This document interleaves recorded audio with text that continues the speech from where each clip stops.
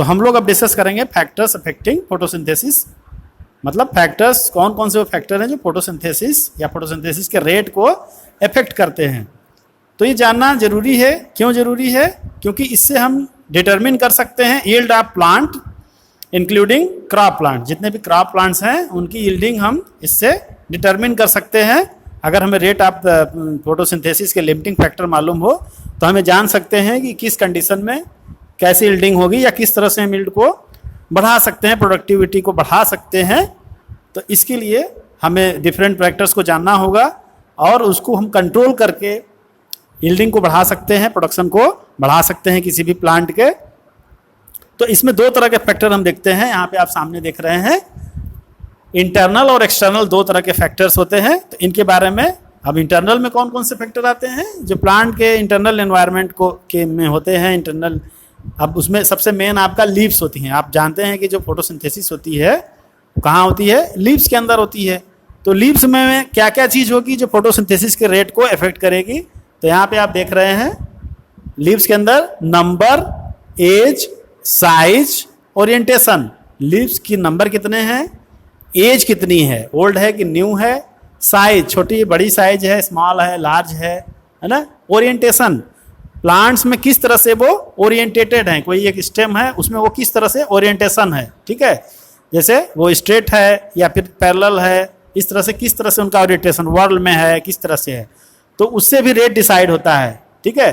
तो ज़्यादा नंबर होगी तो ज़्यादा फोटोसिंथेसिस होगी। उनका साइज कैसा है, बड़ा साइज होगा तो ज़्यादा एरिया होगा, है ना, लाइट का एरिया बढ़ जाएगा तो उससे ज़्यादा फोटोसिंथेसिस होगी। एज, अगर यंग एज है, न्यू लीव्स हैं तो उनमें फोटोसिंथेसिस बेटर होगा। ओरिएंटेशन आप समझ रहे हैं प्लांट में किस तरह से ओरिएंटेड है। ओरिएंटेशन का इफेक्ट ये पड़ता है कि सनलाइट किस एंगल पे पड़ रही है, इसका बहुत बड़ा इफेक्ट है। सनलाइट अगर बेटर एंगल पे पड़ रही है, ज़्यादा पड़ रही है तो ज़्यादा फोटोसिंथेसिस होगी, प्रॉपर लाइट मिलेगी। अगर ओरिएंटेशन इस तरह से है कि लाइट कम मिल रही है तो फोटोसिंथेसिस का रेट भी इफेक्ट होगा।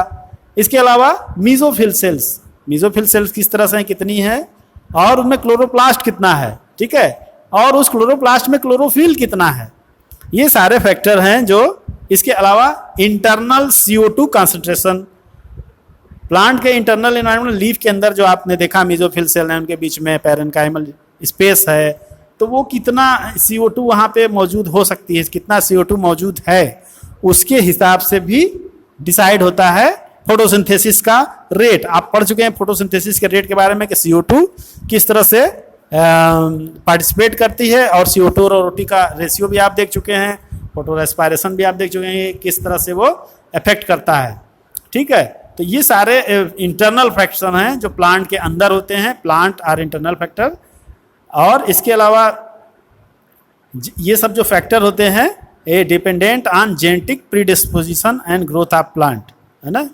तो ये जेनेटिक प्रीडिस्पोजिशन माने जेनेटिकली वे डिसाइड होते हैं कि वो किस तरह का उनके अंदर ओरिएंटेशन होगा, किस तरह की लीव्स होंगी, ये सब डिपेंड करते हैं genetic predisposition and growth of plant. और प्लांट की ग्रोथ कैसी हो रही है इसके ऊपर भी ये डिपेंड करता है। अगर प्लांट की प्रॉपर ग्रोथ हो रही है तो ये सब चीज़ें हमें बेटर मिलेंगी, नंबर ऑफ लीव्स मिलेगी बेटर, नंबर साइज उनका बेटर होगा, उनमें क्लोरोफिल, क्लोरोप्लास्ट, फोटोसिंथेसिस, सारे फैक्टर मतलब कुल मिला के उसमें जो इंटरनल एनवायरनमेंट है वो इस तरह से इफेक्ट करता है। अगर कि कोई प्लांट है उसको प्रॉपर वे में लाइट ही नहीं मिल रही है या प्रॉपर वे में इस तरह से चीज़ें नहीं मिल रही हैं तो उसका इफेक्ट इस पर आएगा। तो अब हम डिस्कस करेंगे एक्सटर्नल फैक्टर। एक्सटर्नल फैक्टर कौन कौन से हो सकते हैं?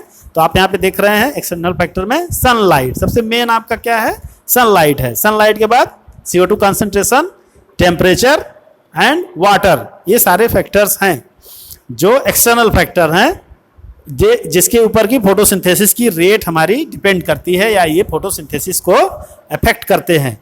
तो इस तरह से आप देखेंगे कि ये सब फैक्टर्स हैं जो कि CO2 के फिक्सेशन में हेल्प करते हैं। तो as a plant photosynthesises all this factor will simultaneously affect its rates, मतलब ऐसा नहीं कि सब अलग अलग काम करते हैं।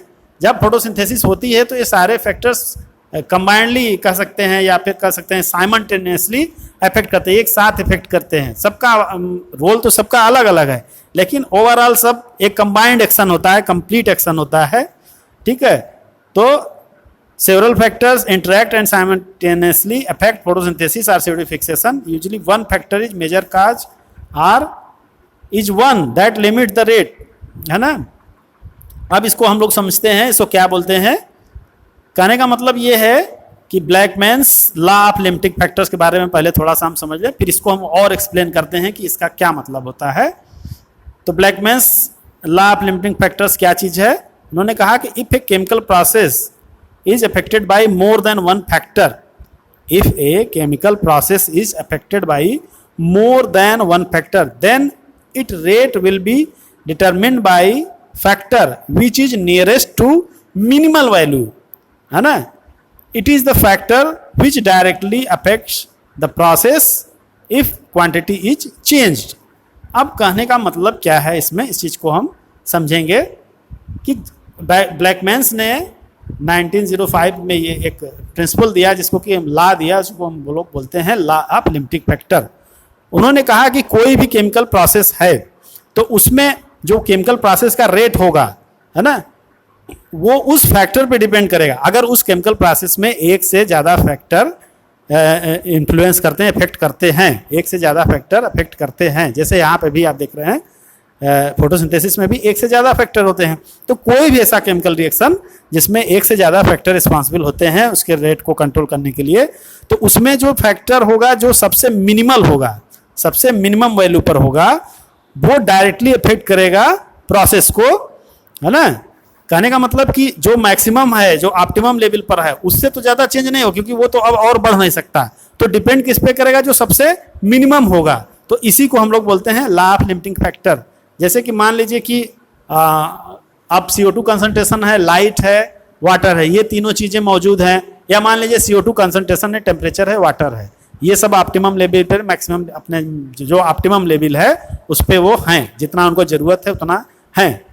लेकिन लाइट नहीं है प्रॉपर वे में, तो अब क्या होगा, जैसे जैसे लाइट अवेलेबल होगी, लाइट का कंसंट्रेशन बढ़ेगा, लाइट की इंटेंसिटी बढ़ेगी, वैसे वैसे फोटोसिंथेसिस का रेट बढ़ेगा।